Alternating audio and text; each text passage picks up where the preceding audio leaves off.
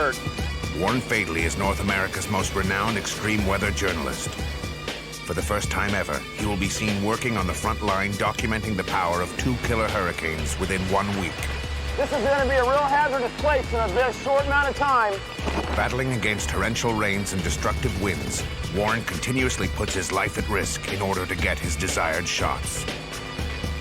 Trapped in a garage by the incoming tide with no electricity, Warren has to stay awake and alert at all times, as one simple mistake could be fatal.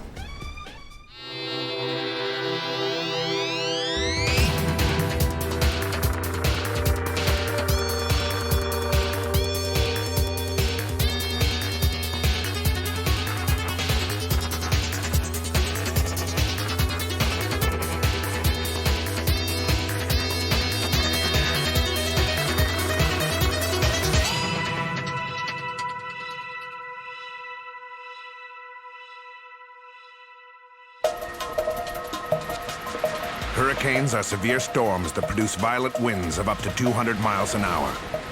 Incredible 20-foot waves, torrential rains, and floods.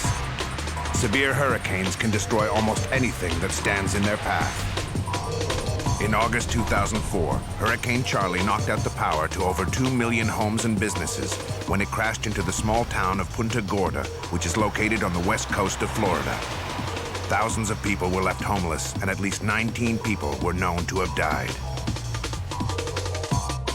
3 weeks after Hurricane Charlie, a second mass evacuation has been declared, as Hurricane Francis is on its way towards Palm Beach County in Florida. Running away from home never solves anything, but this time it might save your life. I am frightened of the hurricane, yes. So I went through Hurricane Andrew. This is twice the size, so it's no joke. We have gotten all the water, we have gotten all the batteries, we have gotten every essential that we need. While most people try to avoid hurricanes, extreme weather journalist Warren Fadley and his chase partner Steve Wacholder spend their lives intentionally trying to get as close to them as possible. They travel across the USA photographing events that would be most people's worst nightmare. Chasing storms and danger is their way of life. I am a journalist first and foremost, and when I go out, that's what I'm doing. I'm looking for those shots that you'll later see in magazines and textbooks. It's a good feeling when I go out to know the images and the film and the footage that I'm accomplishing will do some good. It will go back to either educate people or inform of weather. Then again, is the adventure and the excitement of being in the middle of a hurricane, the chase of being at the right place at the right time. And as a photographer, the thing for me is to be in the right place at the right time to accomplish a great photograph under the most demanding conditions.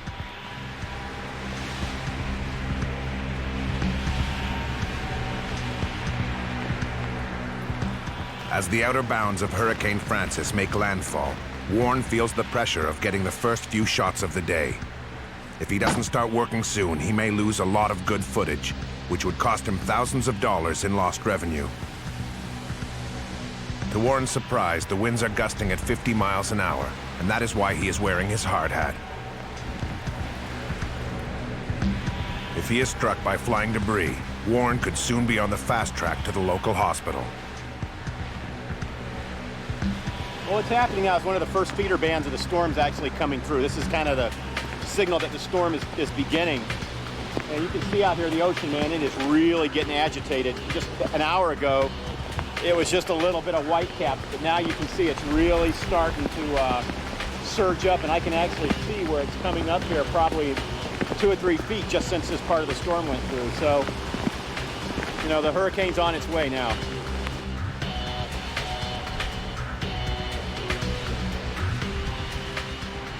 As soon as Hurricane Francis hits land, storm chaser Warren is itching to get started. Whoa, look at that shot with the ocean and the city.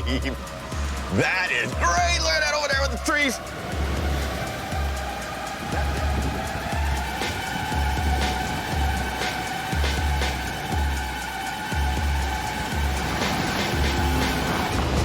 It is crazy. After 2 days of careful planning, Warren is now in his element, working within the most dangerous weather on the planet.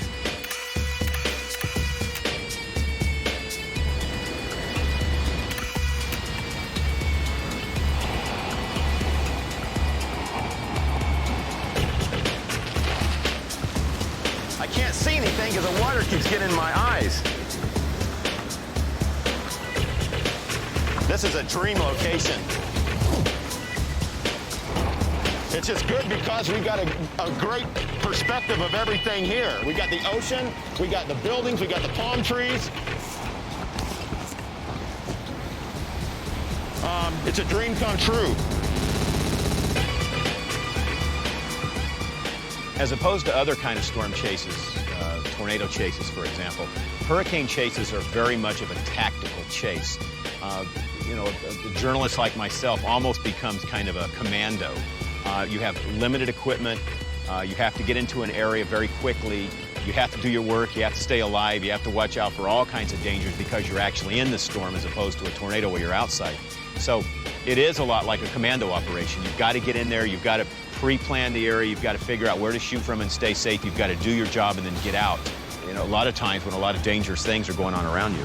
As Warren snaps away, the awesome power of Hurricane Francis begins to remodel the local landscape as destructive winds of 75 miles an hour are beginning to take their toll. This makes Warren's working environment extremely dangerous, especially for those split seconds when all his thoughts are concentrated on getting that award-winning shot. Those few seconds can be the difference between life and death. And that is why Warren has got to be aware of his working environment and how it changes through the lifespan of a hurricane. Yeah!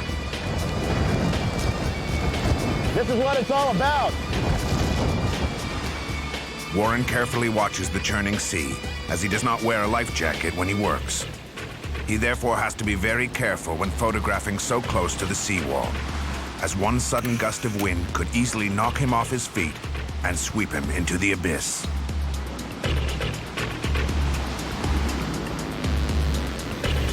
Years of experience have enabled Warren to stay focused at all times, as he knows all too well that storm chasing can be a deadly occupation. Once Warren gets enough footage, it's time to head off to another deserted location, as over 2 million people have evacuated the state of Florida. 48 hours before, storm chasers Warren and Steve began their hazardous land pursuit of Hurricane Francis. The hurricane hunters of the 53rd Weather Reconnaissance Squadron are called into action. Their mission is to fly into the most dangerous weather conditions known to man in order to provide surveillance for the National Hurricane Center in Miami, Florida. The hurricane hunters are the only unit that flies into hurricanes on a regular basis. Their 11-hour route is both physically and mentally exhausting. Discovery folks, we need to wrap up. My personal drive is that I'm a thrill seeker. I can't sit still. I like to be out on the edge, and as far as I know, this is probably the most dangerous flying in the military. And not that I enjoy going out and doing dangerous things, but it is a thrill. Every single time I get in this aircraft to fly a storm, I get excited. I feel like I did back in the days when I played football. It's just an awesome feeling. Every time a hurricane warning is posted, each crew member is aware that this could be their last mission, as 5 crews have crashed into the sea.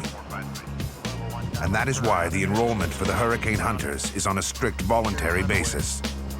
We're going to pick up hail, we pick up some rain today. You're going to see rain today like you've never seen before in your life. That won't hurt you. It'll build up, you just can't see very much. The hail will take the paint off the leading edge, it won't hurt the aircraft. But with the hook echoes out there, the tornadoes, that's what you really need to watch out for, because those can damage you. Actually, they can kill you if you don't get out of them. The hurricane hunters are only a few minutes away from the most dangerous part of the hurricane, the eye wall, which consists of violent winds of up to 200 miles an hour that can flex the wings of the aircraft by up to 6 feet. The eye wall also contains deadly tornadoes that can suddenly appear from nowhere. If the WC-130 is hit by a tornado or a bolt of lightning, it could easily send the aircraft spiraling towards the ocean, where certain death would be waiting, as the WC-130 aircraft does not carry parachutes. Darryl therefore has to be on the lookout for unexpected dangers, as there is only one guarantee when flying through the eye wall of a hurricane, and that is that anything can happen, even your worst nightmare. Last year I was flying a storm, a hurricane that was about to coast in over Houston, about an hour out of here. At cruise, we had a massive fuel leak in the number 3 engine, so basically we were pouring raw fuel into an engine that was running, dumped it on the engine running about 900 degrees. We spotted it. We had it got it shut down. We started coming home. We couldn't stop the fuel leak because it was actually the fuel line broke above the shutoff valve. So we declared an emergency, came in and landed, and 45 minutes after we landed, the aircraft was still leaking fuel on the ramp. So we were told later that just a matter of minutes, that engine probably would have caught on fire. As the aircraft plows its way through the eye wall, meteorologists Nicole and Doug analyze the wind speed to see if there has been any sudden changes, as the information that they collect can improve hurricane forecasts by up to 25%. About 55 or 60 knots on the surface. Sitting through a hurricane is not something that I would recommend for anybody. Many people think they can ride it out. Depending on where you live in relationship to the water, you need to rethink that. If you live very close to the water, you have to understand that in a hurricane, the water will rise very quickly when the eye comes over your area. And 9 out of 10 people who die in hurricanes die because of drowning. Without warning, a titanic gust of wind suddenly crashes into the WC-130 aircraft. Jay seems to take it in his stride. However, Daryl has to steady his nerves as the aircraft's resilience is tested to the full. There's an unspoken tension between the crew as the awesome power of nature holds their lives firmly in its hands. Violent turbulence continues to tear at the aircraft, slamming it from side to side. One strong downdraft of wind could easily send the aircraft crashing into the ocean.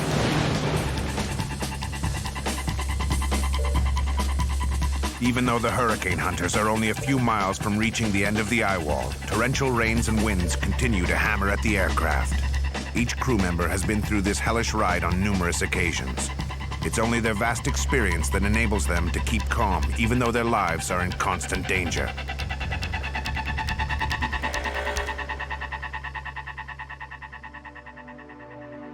Once they're through the eye wall, the heavy winds and intense rain suddenly stops. The eye of the hurricane is around 20 miles across and relatively calm with little or no winds, despite the fact that the winds and clouds continue to rage around the edge of the eye. The eye will often turn in various directions with the storm itself, which continues to move forward on its own course.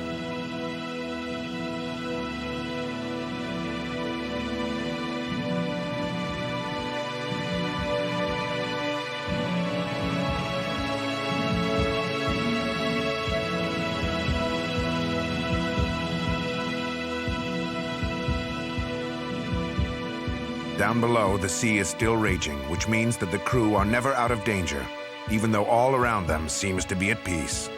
Once the hurricane hunters have gathered enough data from within the eye of the hurricane, they head back home to Mississippi.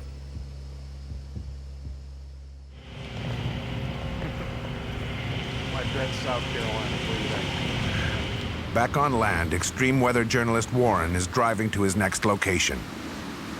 He will have to stay alert at all times as hurricanes can produce deadly tornadoes that can suddenly appear from nowhere. All this equipment is really, when you think about it, I may have spent years waiting for the right hurricane, and the last thing you can have happen is have a piece of equipment fail. So equipment is so absolutely essential to have the right equipment, because if something fails out there, it's not like you can run over to the camera store and pick something up. You've got to be pretty much self-contained when you shoot.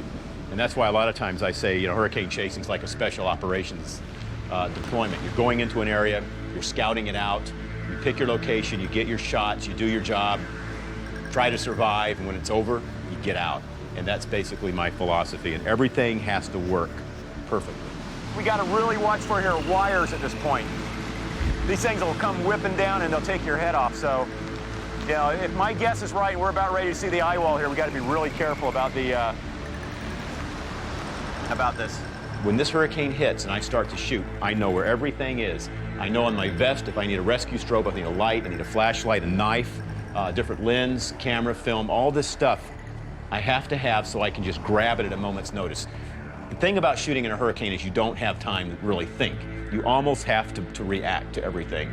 And there's things happening around you, there's shots that come and go, you only have a few seconds, so you need to be able to grab something in a second or less and be able to start shooting. When taking photographs so close to the shoreline, Warren has to keep a constant eye on the storm surge, which is responsible for 90% of all hurricane deaths.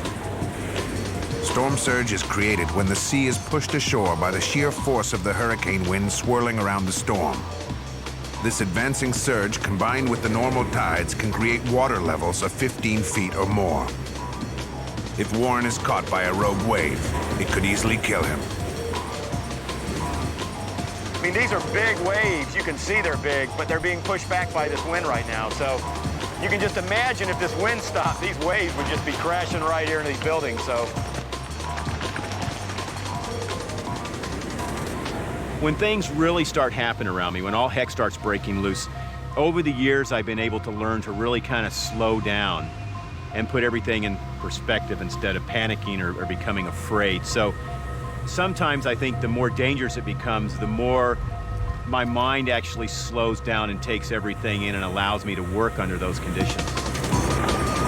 If the winds begin to change direction, Warren could get into deep trouble, as the storm surge could come over the seawall in a matter of seconds, with little or no time to get to safety. this is, when I said earlier about a classic shot, this is really it. You've got your buildings with you behind you. You've got, you know, the palm trees. You've got the water coming in. But we just got to watch the storm surge because you could get a real rogue wave come in here. That could. There we go.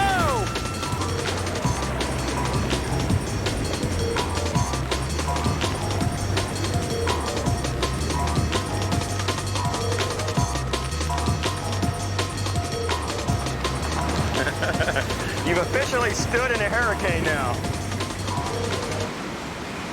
See, if the wind stops for 1 second, this is what happens. And now you got a second one, so you got to really watch it here.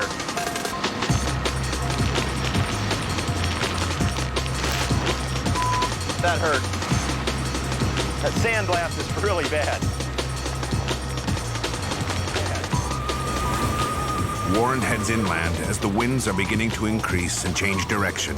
If he stays, this will narrow his window of safety. Hurricane Andrew is a storm I will never forget. I don't care if I cover 10 more major hurricanes.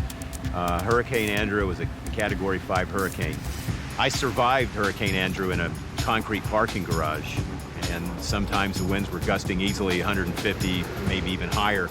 And we could hear, in the middle of the night, we could hear things coming apart. Even though the hurricane roar was so loud, we could actually hear occasionally glass breaking or something crashing, and it was very unnerving. As a matter of fact, at one point, the parking garage began to shake so hard from the wind, the sprinkler pipes, the iron sprinkler pipes began to work their way loose and fall on cars inside the garage. So Hurricane Andrew was one of those storms that, you know, if you weren't in the right place at the right time, you could really have been seriously injured. And we were real fortunate that the location that I chose for it survived the storm. Hurricane Francis is becoming a battleground of man against nature, as hurricane winds have increased to 80 miles an hour. As always, Warren feels the pressure of capturing vital images that will save lives in the future, as many of the pictures that he takes will end up in safety brochures for charities like the Red Cross and the National Weather Service.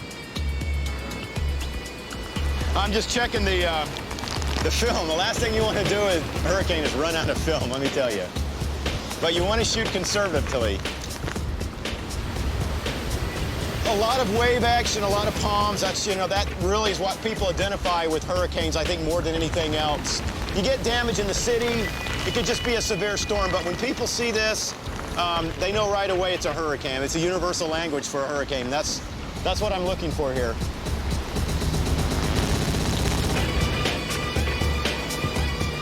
Not too far from Warren, chase partner Steve is checking how dangerous the wind speed of the hurricane is.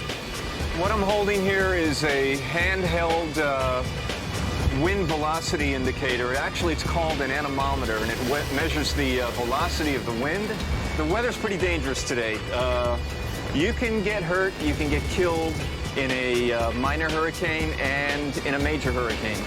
And even though this is a Category 2, which is not in the major category, any hurricane can be dangerous, and you can get hurt, and you can also lose your life in a minor storm if you don't take proper precautions and exercise common sense. Just as the winds begin to increase to 95 miles an hour, Warren bunkers down with his video camera only a few feet away from the seawall. First danger is being thrown in there. You get thrown in there, there's a seawall, you're not getting out. You're gonna float all the way to, England or something before you get out of here. So that's the last place you want to be, and you have to be careful around these buildings because the winds you can get little vortices in here, and the winds can come from odd directions. So real important, anytime you hear the water, it will literally come off, it can knock you into the water. So you have to be careful. And also, now there's debris, there's tree limbs, stuff flying around, so you got to be really careful of what you're doing, and something just went by right there, so. Hurricane Francis is not pulling any punches as a sudden wind shift pins Warren down. Warren's visibility is also restricted by intense rain crashing into his face like bullets from the sky.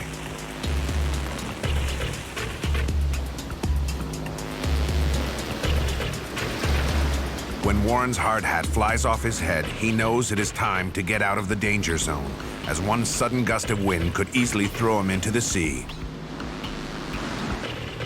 But Hurricane Francis was an easy hurricane to work in because it didn't have the 130, 40, 50 miles per hour winds that some of the larger hurricanes have. So in a smaller hurricane, a category 1 or 2, you're able to move around and shoot. You're able to work in the storm. When you get in the higher categories, 3, 4, and 5, it's very difficult to work because you have so many things going on around you. The morning after Hurricane Francis's tour through Palm Beach County, one can barely recognize the landscape as it looks as though it's been crushed by a giant bulldozer. One of the most important and dangerous aspects of Warren's work lies the day after the storm, when taking pictures of the damage caused by the hurricane.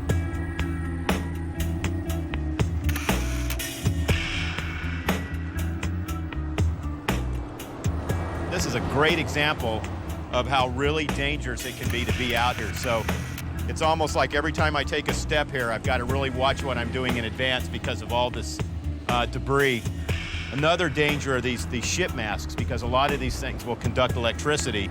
So you never ever want to touch something like this because you have no idea with all these wires and debris, any of this could be energized right now. So this is a real dangerous area.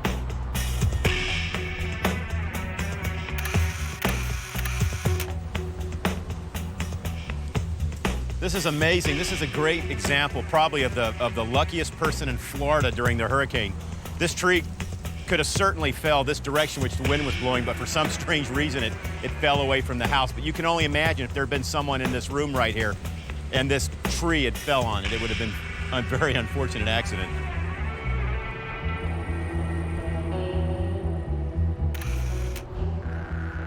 You know, if you didn't know this was a hurricane, you'd think it looked like a war zone. It's just amazing the amount of debris and boats and things that have washed up on shore here. So sometimes it's just amazing to look at this and think that this is something that nature did.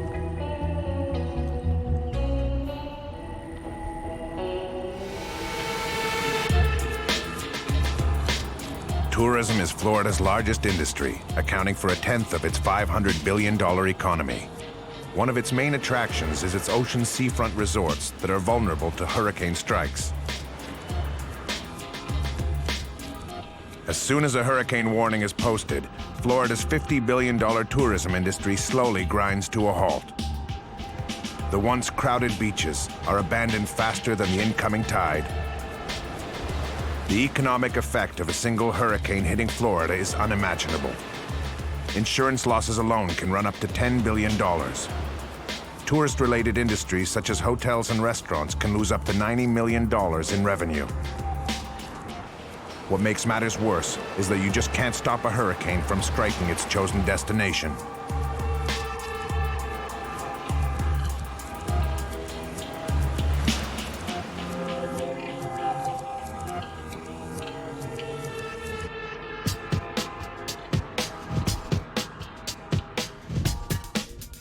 Six days after Hurricane Francis flattened Palm Beach County, the people of Florida have to once again take cover as a third hurricane named Ivan is now raging toward them. The hurricane hunters are once again called into action. A typical hurricane warning costs $192 million US. Narrowing the warning by just 1 mile can save up to $640,000. The hurricane hunters also save many lives each year, as coastal areas need at least 48 hours to evacuate vulnerable populations.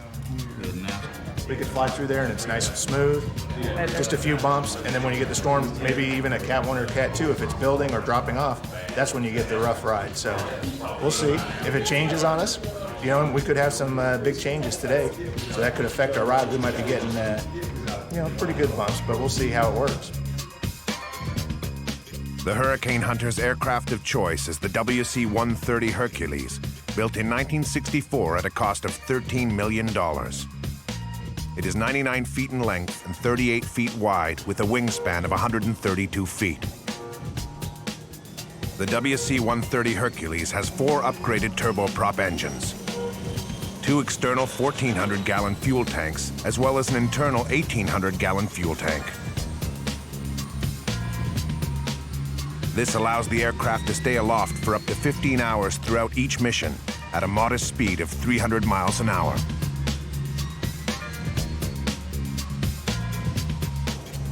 The WC-130 aircraft is also equipped with sensors installed outside of the wings that measure temperature, humidity, and wind speed.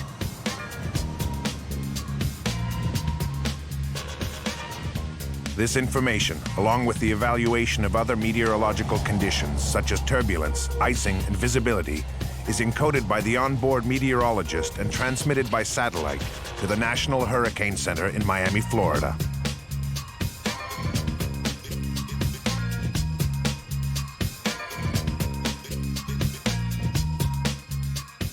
As soon as the aircraft is out at sea, meteorologist Lieutenant Nicole Mitchell observes the churning seas below, estimating the strength of the wind direction by how the waters look. John the navigator is on the lookout for tornadoes, whilst Jay prepares the drop zone cylinders that are used to measure the pressure and strength of the hurricane. Well, what's about to happen is approximately about an hour and a half, 2 hours from now, we're going to run a storm engine checklist. We're going to go ahead and get everything set up for the storm, brief it up. Each crew member is going to discuss exactly what everybody else is going to do and what they're going to do. We're going to descend down to 10,000 feet and start 105 miles from the center of the storm.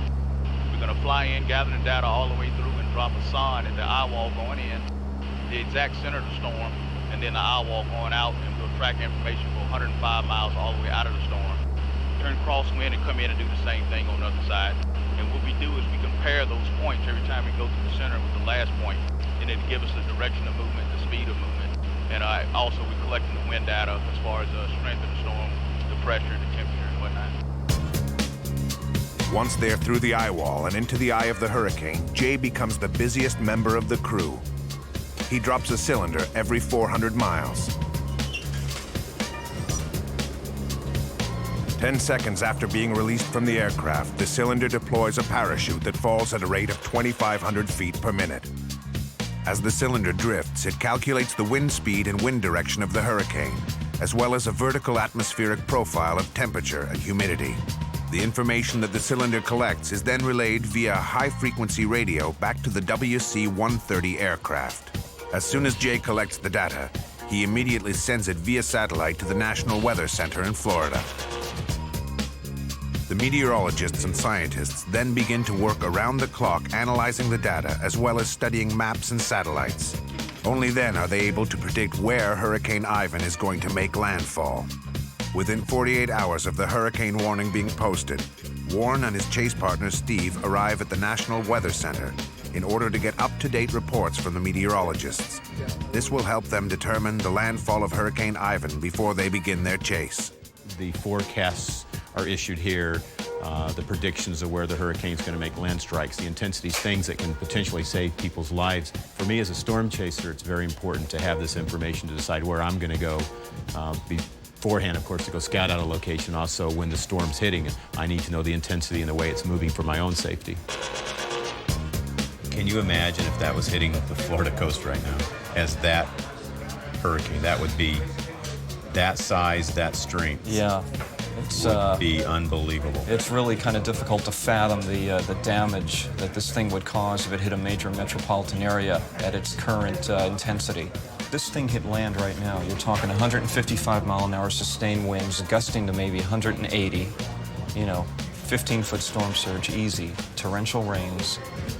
major power outages, just a complete breakdown of the infrastructure of the metropolitan area that it hits. It's high down there. Going around. This is a map.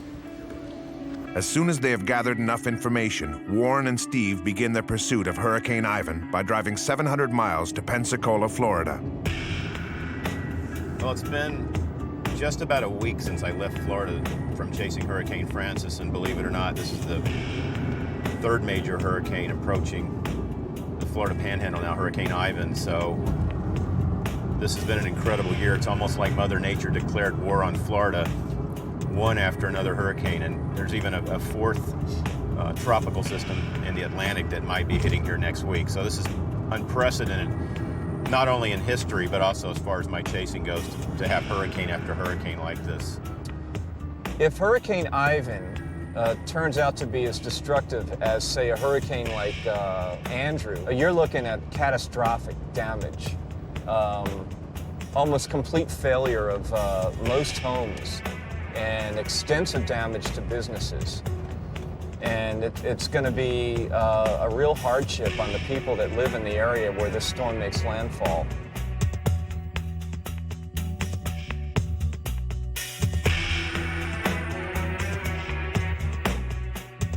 Hurricane Ivan is a killer storm. It's killed 60-some people even before it's reached the U.S. coastline.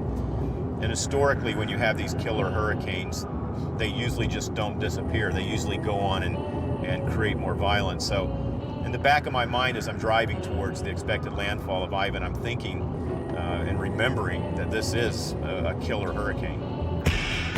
As soon as Warren arrives at Pensacola, he finds a bunker-like garage that will be his home for the next 24 hours. He then decides to scout out the local area in order to stay one step ahead of the deadly hazards that Hurricane Ivan will create. The storm's going to hit, a lot of the storm's going to hit tonight when it's dark. The eye walls are going to come in probably sometime around between 1 and 3, so it's going to be dark. But there will be enough time in the morning to shoot. Right when the sun comes up, I'm going to be out here. So I want to see what's out here. I want to see if there's manhole covers. You know, we have a manhole cover right here. That's something I'm going to make a mental note of. I do not want to be near that manhole cover because it may pop up. There's not a lot of them here. There's not a lot of drains, so this is really a safe area to be. And I know here looking at this, if I stay on the sidewalk, I'm going to be safe. The only problem, we have a lot of glass on this building across from us here. That's the only issue right now.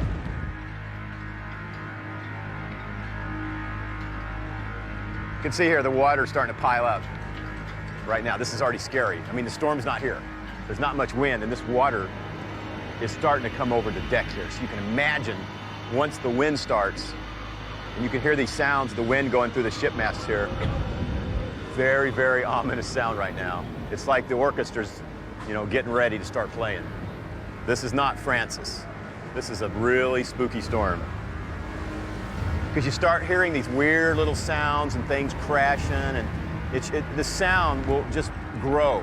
As the storm gets closer, all these little sounds you hear will start to get louder and louder, and there'll be more of them until there's just one continuous hellacious sound. It's the devil clearing his throat, that's what it is. This is going to be a wild-looking place in a few hours. Hurricane Ivan is only a few hours away from Pensacola Harbor. It will make landfall with winds in excess of 130 miles an hour. Warren's workplace will become hell on earth. Well, this is the beginning of the hurricane. The winds are now easily gusting to 75 plus. We may have had a couple higher gusts here. It's been hard to stand a couple times. A lot of debris in the road now. A lot of trees are leaning over. The signs are beginning to bend. So this is the beginning of the storm. One other thing that fascinates me about storm chasing is, in a way, it's like a treasure hunt. And that's something that really fascinates me. I've always said if I wasn't a storm chaser, I'd probably be out looking for treasure because, you know, that one shot to me is really the prize. And when you go out after any hurricane or any storm, the anticipation of never knowing what you're going to see, what you're going to accomplish, to me is really a driving force. That mystery of getting the great shot is just really something I find fascinating. Warren must work as quickly as possible as the hurricane winds are beginning to increase with every passing minute. The winds are increasing and the clock is ticking. Hey, what's happening here?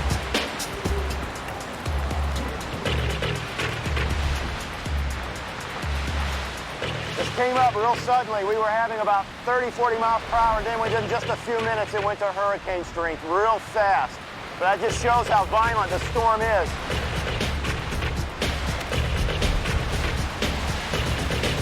Having got the first few shots of the evening, Warren heads down to the promenade, where he is encountered by a 90-mile-an-hour gust of wind that nearly knocks him off his feet.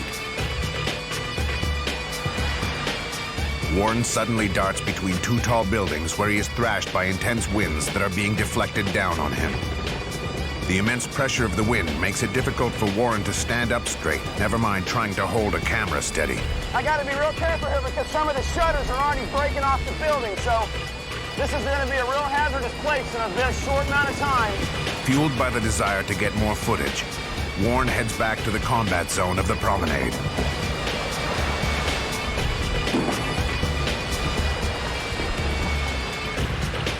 Warren is fighting against winds that are now gusting at 99 miles an hour. Debris from the nearby boats are being turned into deadly missiles that Warren is not able to see due to the sudden drop in light. This makes the promenade a very dangerous place to work from. As the battleground becomes more intense, Warren has to use his hard hat as a windbreaker. However, this restricts his visibility from the flying debris. One unlucky strike could be fatal. Oh. As Hurricane Ivan smashes its way through the promenade, Warren can barely stay on his feet as winds of 105 miles an hour are crashing into him.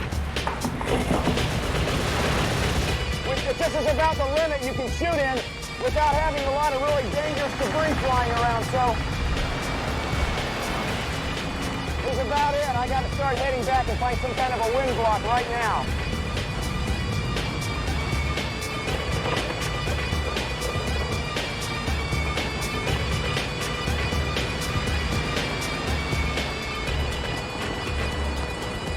Actually somebody on a boat out there. I can see a light. Somebody, it looks like they're actually trying to guide the boat out there. I cannot believe this. Yeah, you got to really be careful here because you got a lot of wind, you got a lot of debris flying around. This rain really stings when it hurts. I mean, it feels like rocks hitting you at this point. That thing's really going now. It's going to be all downhill from here on out. Oh, the lights are going to go. There we go. We just lost the power.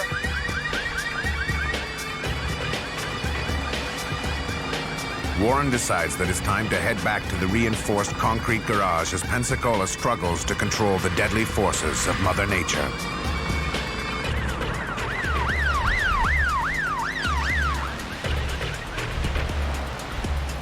That was round one of Hurricane Ivan, and it was a lot of fun. It got kind of crazy there for a while, especially between the buildings where the winds channel. But the hurricane's definitely here, and from here on out for about the next 12 hours or more, it's going to be pandemonium.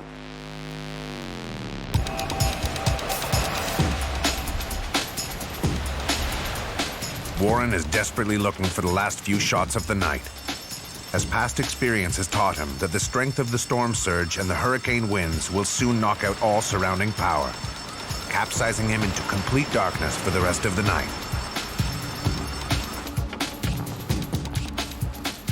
Warren suddenly stops work in order to monitor the storm surge.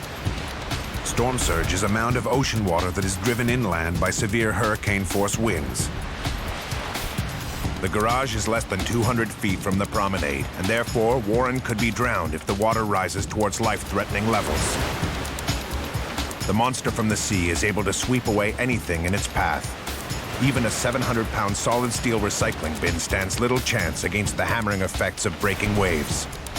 Once the power goes, Warren scrambles around the back of his car for a flashlight, the one piece of equipment that can save his life. I'm going to warn you, this is going to look bad, but don't get freaked out. The storm surge has advanced so much into the garage that Warren is trapped with no escape routes. Where we're at the height of the storm right now, the eye wall's passing over us, and I'm really glad I picked the garage to shoot from tonight. We've got a major storm surge covering the city. The whole lower floor of this garage is covered in water right now with a Category 4 storm, and you've already got several feet of water. It doesn't take a lot more to bring it up a little bit higher. And this is a real problem here if you have the water come up here, because there's only so many floors, and after you go to the third, there's nowhere else to go but in the water.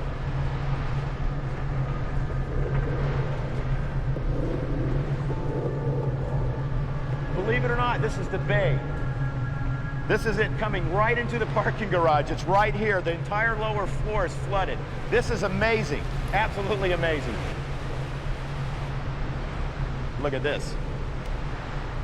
This is a good example of how severe the storm surge is. There's actually cars down here that are completely covered. It wasn't too long ago, I was actually walking down here, but this is the actual ground floor of the parking garage right now. I'll tell you what, if there's anybody in this city right now, in this portion of Pensacola, if there's anyone out here that's in this, they're in a lot of trouble right now because this storm surge is incredible. In all my years of chasing, I've never seen anything like this. The wind has just driven literally probably 4 or 5 feet of water up here to where I am right now, and the whole lower floor is completely flooded.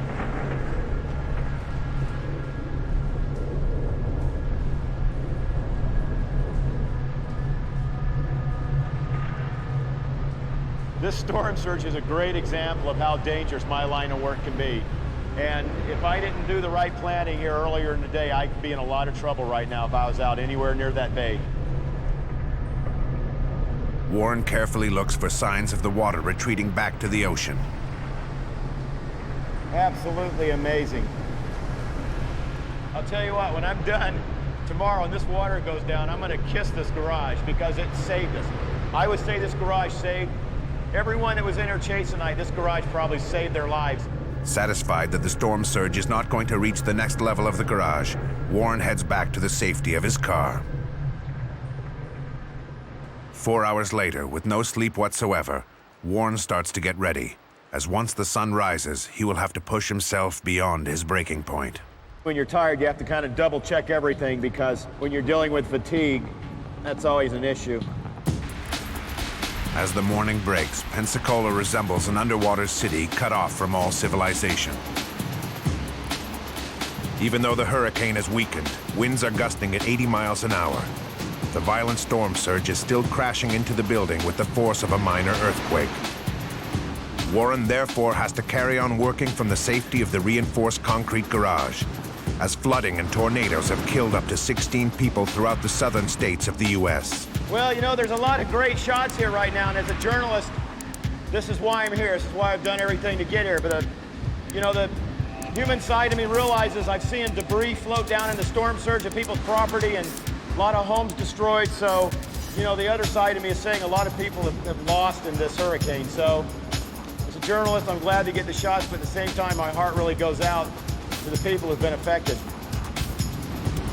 One of the most dangerous times when you're chasing a hurricane is right after. You got power lines down, you got broken trees, there's still debris flying through the air right now behind me. So this is a real dangerous time. The storm surge is retreating back into the bay. So even though it's not the height of the storm, the main storm's gone, this is a very dangerous time to be out here.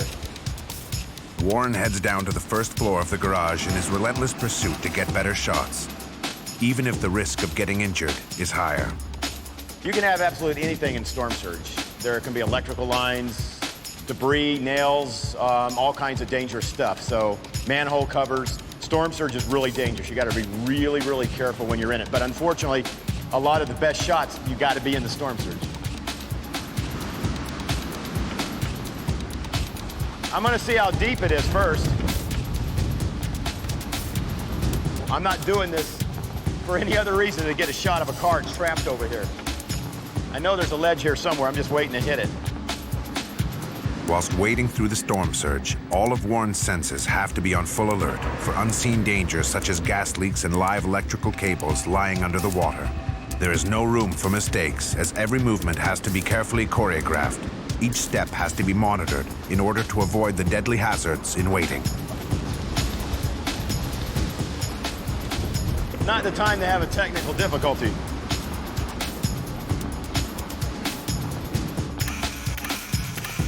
One of the things I like to do is get different perspectives. And getting down in the water really gives people a feel for what it's like to be in this storm surge. And although I'm out here doing this right now, you know, some of these photos will eventually be used for things like textbooks and safety brochures. People will see these and they'll learn. So this does have, when I'm out here, it does have a value. I'm gonna be real careful. If I get in there, if I get out where it's moving, I may not get out. So I'm gonna be real careful here.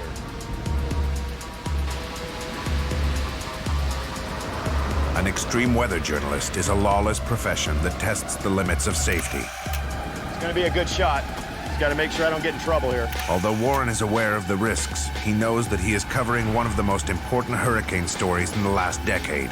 Warren therefore has to cross the line between observer and warrior in order to get the perfect shot that tells the story of Hurricane Ivan.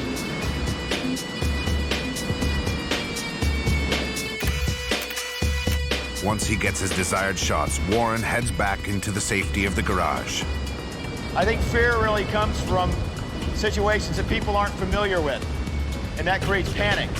I'm not in any fear right now because I really know what's going on here. I'm experienced enough to know where I can go and where I can't go, but you still have to be careful.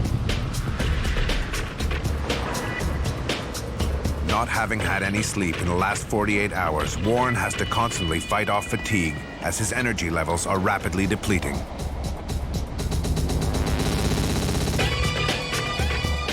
Although exhausted, Warren gets into position for the final leg of Hurricane Ivan.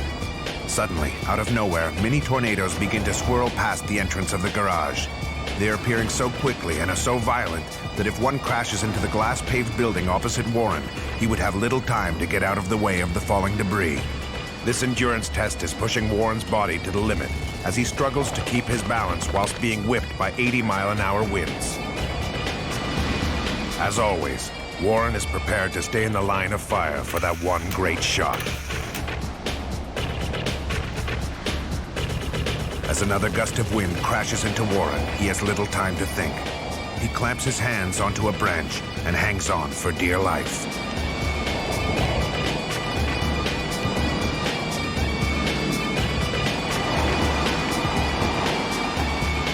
Warren keeps a firm grip on the branch until the winds die down. Only then can he head back into the safety of the garage. That's when it gets a little bit too hairy out there. That's crazy.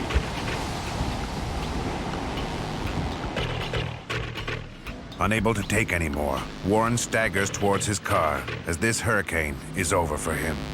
I don't really think about chasing as being risky. I think of it more of as a journalistic pursuit. In other words, some journalists cover war.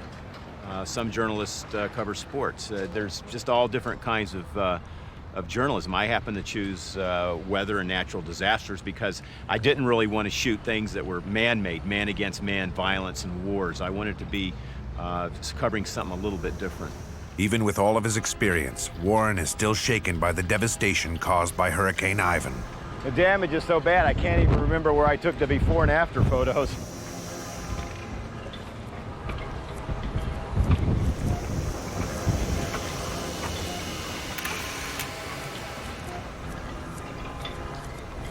In less than 12 hours, the wrath of Hurricane Ivan has obliterated Pensacola.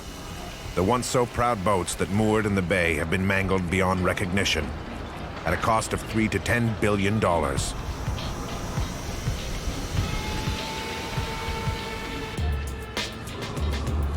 Lives and homes have been destroyed, not by man, but by the deadliest weather machine on Earth.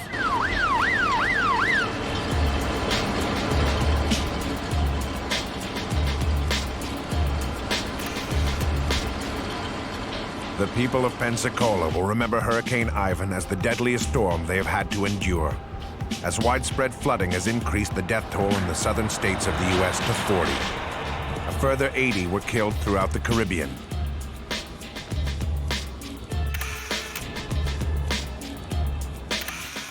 This is a real dangerous area here. You know, they probably should close this road off as soon as possible. You got a lot of debris that's just hanging there. It just takes one little gust to drop that out of there. So, you know, you can see this disaster is so new that the authorities haven't even got out here yet. So that's one of the reasons it's so dangerous right now.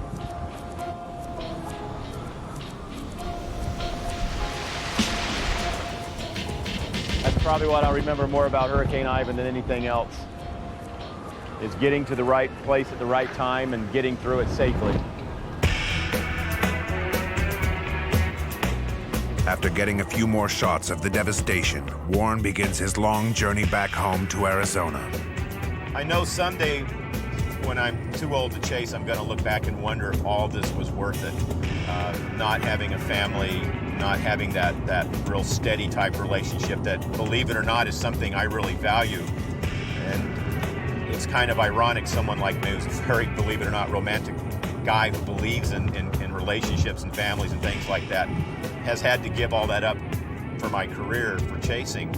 And there's many times when I think about it, I wonder if all this is going to be worth it or not. You know, it's just a question that'll have to be answered someday.